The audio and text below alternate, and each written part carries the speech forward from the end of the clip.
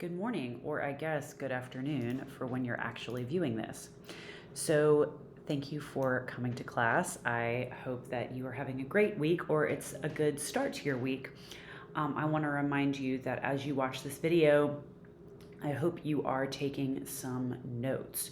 So you should be taking around 5 or 6 notes, and what I would like your notes to record is not just sort of random things that I say, but hopefully if you are paying attention, you can think of perhaps some reasons why you should spend time focusing on writing a student essay in an age where we could just get Gen AI to do it for us. So maybe you'll have some ideas about that. Then I'm also hoping that you get some ideas about what I'm looking for in a thesis statement for Project 2. And finally, do you have some ideas about how to write an effective introduction for Project 2? So that's what you should be paying attention to as you listen to this video. At the end, I will ask you to answer a few questions. How did the video change or affect the way you were thinking about your Project 2 thesis statement? What might you add or change or rethink now?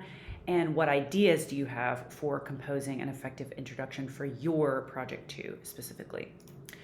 So let's talk about the student essay and why we should try to spend time writing it whenever you could just ask Gen AI to do it for you. What's the point? What do we want to get out of this? I do think that sometimes when you're asked to write an essay for school, it feels a little bit boring and it feels somewhat formulaic. And I have to admit that that is somewhat true. You don't go searching the internet and find often the formal 5-paragraph student essay. First off, that's not exactly what I'm asking you to write anyway, but I do want to defend the reason why it's still worthwhile to go through this exercise even now in 2025. So often in life, we have lots and lots of ideas. Our brains are full of ideas. There are lots of things going on in the world. There are lots of different ways of thinking.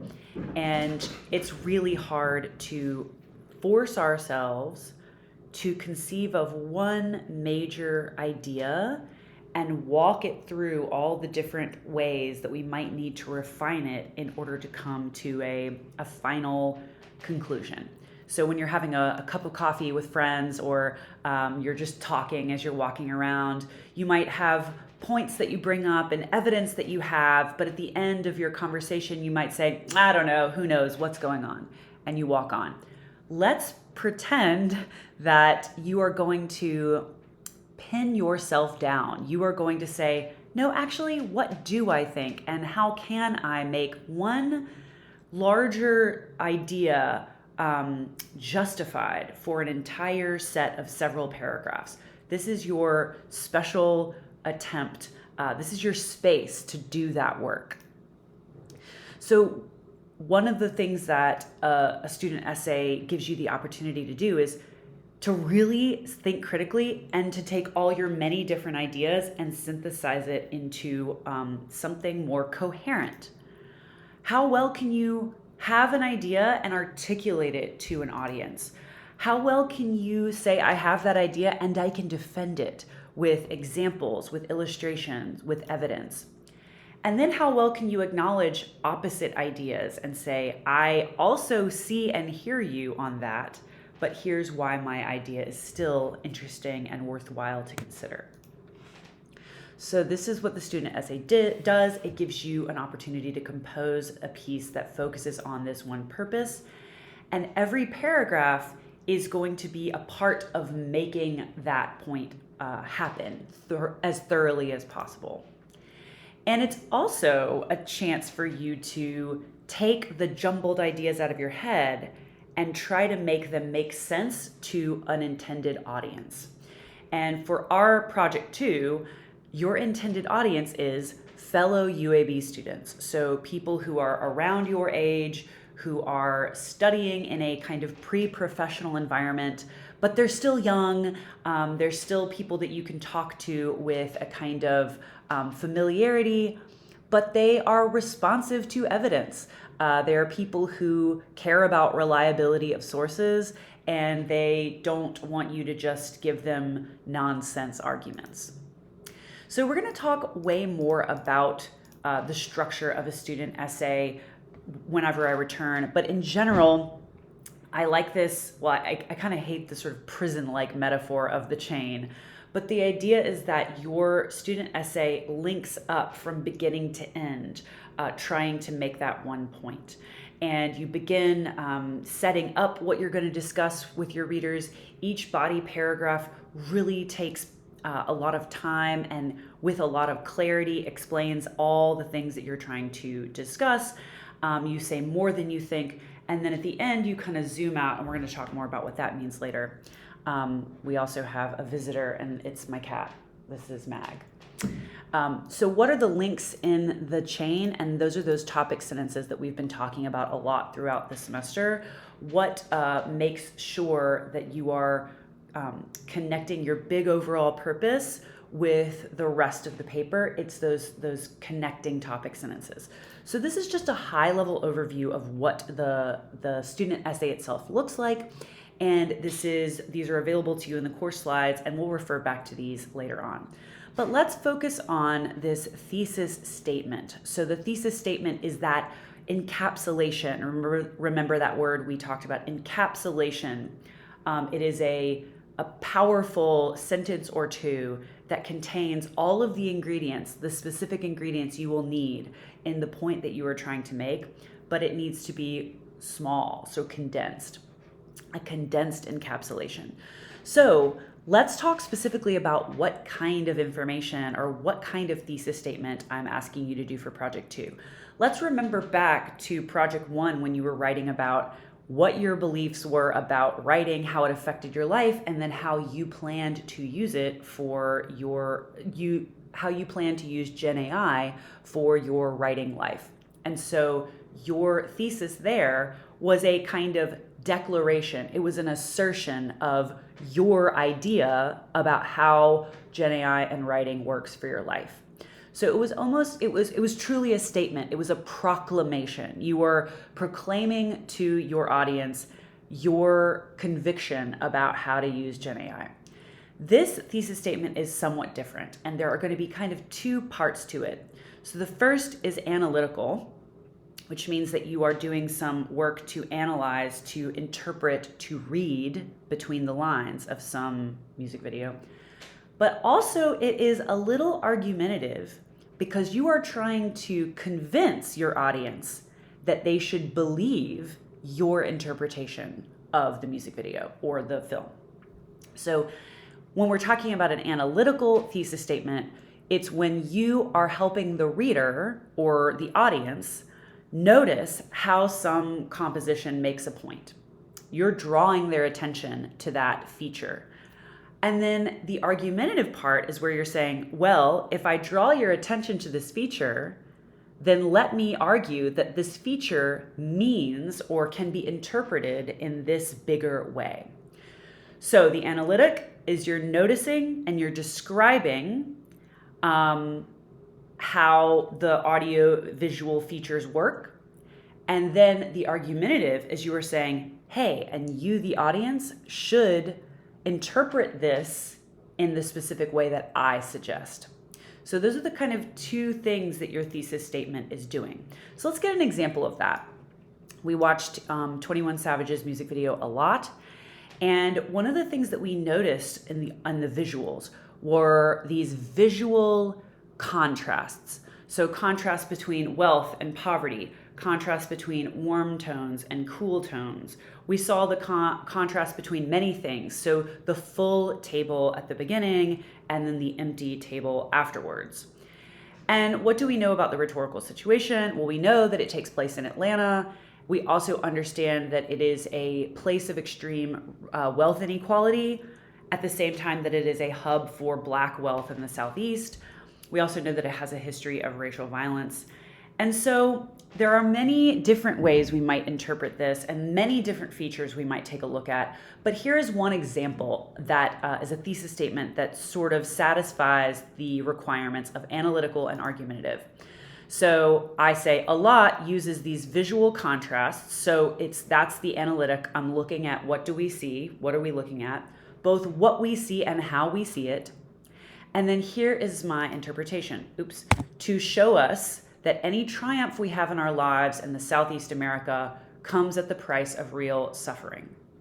So this is just one example, and we're going to work individually with you, and you're going to work tomorrow in your small groups to kind of workshop your own thesis statement and ask, does it have that analytic part? Does it have that argumentative part? So here's what we've got. We've got this evaluation, a specific claim that lets readers know where you stand and on what criteria you'll base your judgment. So this is the evaluation thesis comes from, I think, Everything's an Argument. It's a textbook about writing and how to compose. And so what my opinion is that a lot, this is my interpretation, suggests that life in the Southeast is particularly fraught. So that's that argument part.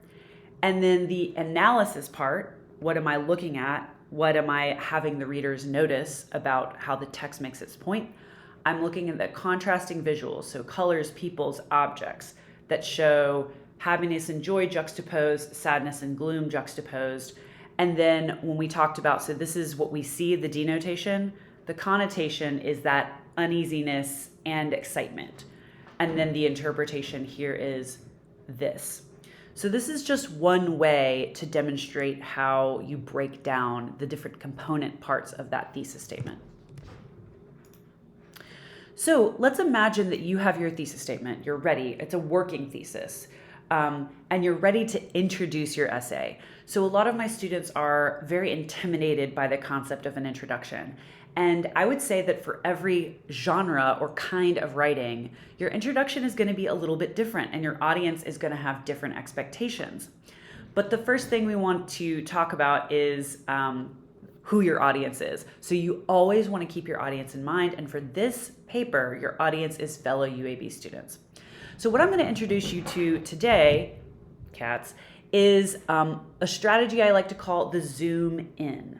And this is the one that I'm going to ask you to use for your introduction. So the purpose of an introduction is to set the stage for your audience so they have a little context about what you're about to discuss. So if you're going to a play and you're about to settle in, or you're going to a show and you're about to settle in and enjoy what's on the stage, you usually take a look at the scenery, the backdrops, the sets, what's on the stage. It gives you an idea of what you should be paying attention to. And so right now, without an introduction, you have an empty stage and you need to put the things on that stage so the reader knows exactly where we are, exactly what we're going to be talking about. So something that students also often do is they don't get specific enough. The stage setting that they have is super general. So it might just have a tree instead of having a specific room in which the characters are about to exist. So don't be afraid to jump right into your particular topic. So the other purpose here is to actually reveal what the point of your essay is going to be by the end of your introduction. So this is different from a play. A play is not going to say, and the point of this whole play is blank right at the beginning. You kind of have a more of a discovery experience. So the student essay is different. The introduction sets the stage. It tells you what we're doing and what the major ideas are, where we are focusing. It zooms in on a focus, but then it says what the rest of the thing is going to explain. And so that's your thesis statement. So let's talk about what to shoot for and what to avoid. So you do want to always think, I want my writing to meet the interests and expectations of the people to whom I am writing. So if you're writing to an academic audience, they might not want very much familiarity. They want to get really, really quickly to the point of the research or the argument. But I wonder how you might change that if you're talking to students who are your same age and who are potentially already interested in some of the media that you're talking about. So I want you to think about getting into their head. What would appeal to them And it's not so much a hook that'll make them like excited, like, oh my God, but what is relatable to your audience that you could begin talking about that could get them thinking about what you're going to discuss? And I don't want people to worry too much. A lot of students in high school, they hear, at least in the United States, they hear their teacher say, you have to hook the audience. It's really hard to do that. And I think a lot of students find that that's a lot of pressure. Instead, why don't you try to say something that they will be able to just relate to? Let's start there. And then also, I said this on the other one, jump right in to where we are, where you want them to begin. And I'm going to give you some examples of that in just a moment. But you certainly want to avoid something, and that's talking about something that you do not know. So let's take a look at some potential introductions to the thesis statement that we've written for the A Lot music video. So we're setting the stage. Music is important to all people. It is something that almost everyone likes. Music videos put together the power of music and moving image to help make a point. For example, 21 Savage's A Lot uses these visual contrasts, both what we see and how we see it, to show that any triumph we have in our lives comes at the price of real suffering. So that's just the thesis statement that we already had. So let's evaluate how well this introduction meets what we want for an introduction. The thing is, it starts really, really big. We are going to talk about one music video by one artist that takes place in one particular location, but we begin with this idea of music in general. That's just too big. It's setting the stage too generically. We want to zoom in a little bit more. It also might not be true. So is music something that everyone likes? Is it something that's important to everyone? Let's not, what we call this kind of a statement is glib, G-L-I-B, and I encourage you to look this up. It's kind of a shallow interpretation or a shallow statement that kind of doesn't mean anything. So we don't want you to say stuff that's meaningless or potentially not true. So are you a music scholar? Do you know when music began and what everybody likes and why it's important? There's this kind of thing that students will often try to discuss, and it is music has always been, or things since the beginning of time, this has been the case. You want to avoid starting from the beginning of time. You want to go straight to the context where we're talking about right now for your essay. This is also just not very specific. And all this information does not connect very much to what we're actually going to be talking about. So let's talk about another one. If people want to learn about hard things in life, they need to listen to 21 Savage. And then we have our thesis statement. So we've improved a little bit because we have gotten more specific. We're not just off in the music and the beginning of time. But it really doesn't connect with the audience much. So learning about hard things in life, I mean, I guess all people need to learn about hard things in life, but what might students in your particular experience be thinking about? Why might this matter to UAB students? And it kind of jumps in too much. It says, people need to learn about things through 21 Savage, and here's my thesis statement. So we need a little bit more here. What about this one? Not everyone is a fan of rap music, so you're talking to your audience perhaps, but some artists have the unique ability to make videos that are appealing to anyone and that have important messages. 21 Savage teams up with J. Cole and director Sultan Saitov to make a video that uses contrasting colors and moods to show the highs and lows of life in the Southeast. And then we have our thesis statement. So there are some better things here.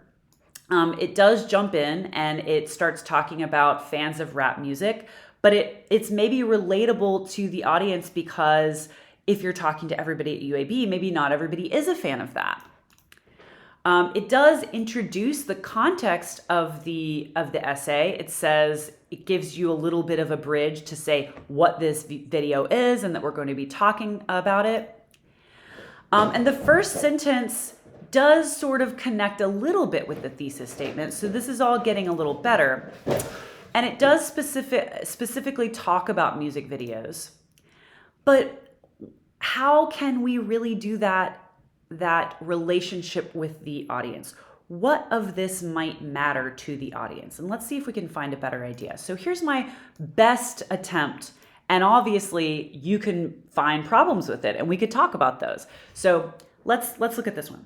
Even if we're not all from the Southeast, we find ourselves here in this very specific place at a time in our lives where we have big dreams for what we will become.